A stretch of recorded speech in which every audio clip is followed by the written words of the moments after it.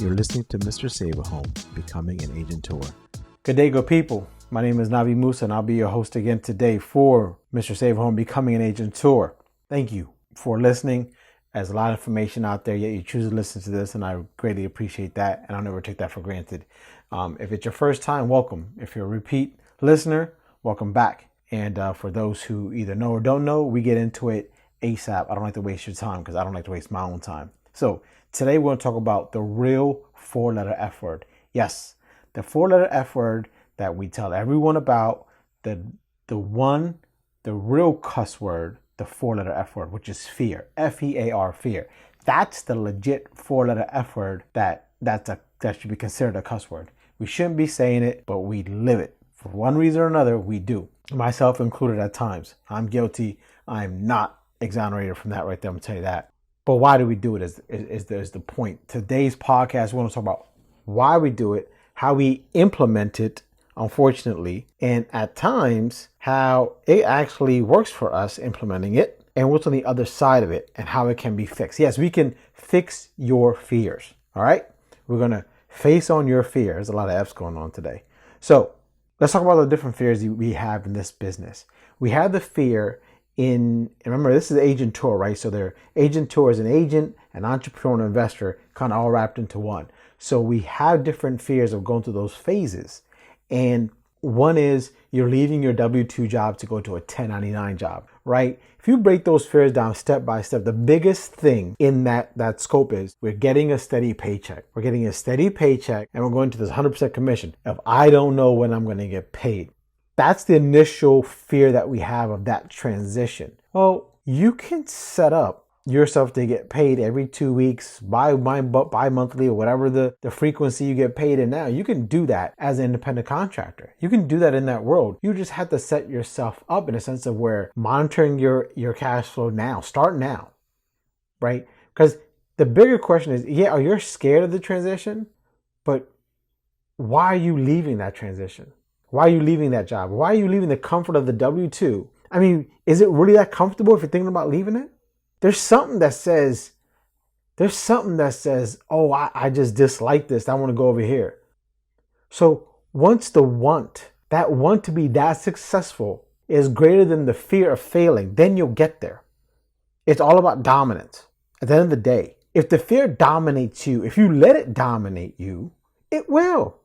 But if you dominate, not fear, if you as an individual, that person who looks in that mirror, you're taking that selfie and you're looking at yourself, that's the dominant person that is making that leap. That's the dominant person who will persevere. That's the person who says, you know what? The hell with you. The hell with you, fear. I am going to do this, and it's going to be done in this manner. But we forget about that, right? Because we forget how when we're writing, if you're someone who does wholesales, right? You look at the numbers, you look at everything, and you try to buy this one. And if your first wholesale deal, you'll be like, there's no way I feel comfortable submitting this offer to this seller. It's so low. Well, guess what? You want to be a wholesaler, right? That's your job. You're signing up to put in some offers. That's what you're going to be doing. Now, am I promoting lowballing and insulting? No, I'm not promoting that. But what I'm telling you is, depending on what aspect of real estate you go into, there's certain things you have to be prepared for. Even as a licensed real estate agent, the fear of writing your first contract. Why the fear is there? What if you mess up? What if you don't mark a contingency? Or what if you put a contingency that's in there that shouldn't have been in there, right? So there's that fear. There's the fear of putting a tenant into your first rental, right? What if this tenant doesn't pay? What if they lose their job? There's all this stuff. You can only control but so much. I mean, think about it. Did you honestly seriously think that you could leave the comfort of one to go into this? And again, I use that word. I know you can't see me, but there's air quotes around that word comfort. Because again, you're thinking about leaving it for a reason because it's not that comfortable. There's something you don't like about it. You know you're meant for more. You know you're meant for greater. And so that's why you're making this leap to being an agent or an investor or an investor becoming an agent or whatever, an agent tour in general. You're making this leap. You're listening to this podcast to make that leap, and you're going to have questions, and that's okay. And I'm hoping that I'm here to give you some of these answers. And so, like I said, if you're a wholesaler, or if you want to be a wholesaler, you put this offer and you think, man, what if it doesn't get approved? Well, guess what? If it doesn't, it doesn't get approved. Look at the number, look at the data, look at the stats, and if it works, it works. Don't force the deal. Walk away from it. And if you're an agent, you're worried about this contingency and that am I writing up properly? Check with your broker. Check with yourself. Review before you submit it. And just make sure, sit with your client and say, hey, listen, just want to make sure, here's what I'm submitting. Boom, boom, boom, boom, boom. Have the contract in front of you when reviewing that. If you're an investor or an agent and you bought your first property, that's going to be your first rental. There's tons of free information out there on how to scan your tenants. There's tons of software out there on how to scan your tenants.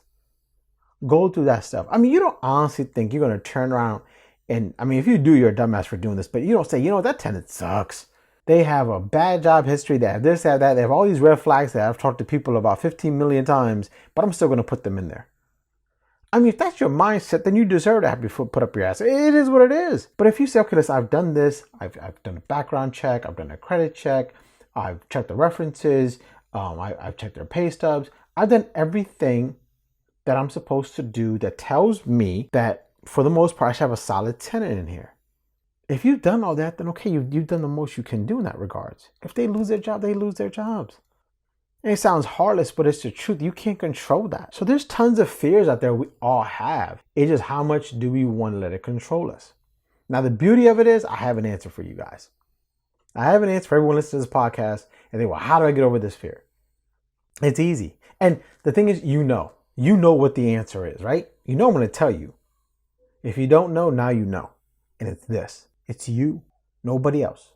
Not your spouse, not your significant other, not your kids, not your boss, nobody. No one turns around and puts a gun to your head and says, you're going to buy this property for this price. You chose to buy for whatever number that you chose to buy for. No tenant's going to say, you're going to put me in this property and I'm going to rent from you for this dollar figure. No, you set the rent. Okay, you say, here's what the market's demanding. Here's what I want to get for it. You're doing these things. Do not blame other people. Don't blame. That's the worst thing you can do. And we've all done. I've done it. Guilty of it. But when we let these fears control us, it's just, there's nowhere but down.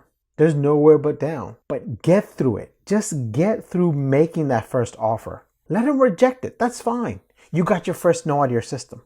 Write that contract up. It may not get approved, but guess what? At least you got through. Put that tenant in there. I mean, look, with everything that's going on right now, with the economy the way it is, there's a lot of stuff we can't control. But what we can control is what numbers we want to buy things at, what numbers we want to sell things at, and what kind of tenants we want to have in our places. Those things we can control. We can't fear that control, though. You can't fear it. If you do, you're just, like I said, you're going to go on your way downward. That's it. So hope you got the point of today's podcast. And if you didn't, I'm going to say it one more time. Fear. Don't let it control you. Fear. Kick it to the curb. Fear. Make it your bitch. I'm Navid Moosa. This is Mr. Save a Home Becoming an Agent Tour. Be good out there. Be safe out there. And as I always say, never chase the money. Chase the deal. Do right by the client and everything will fall in place.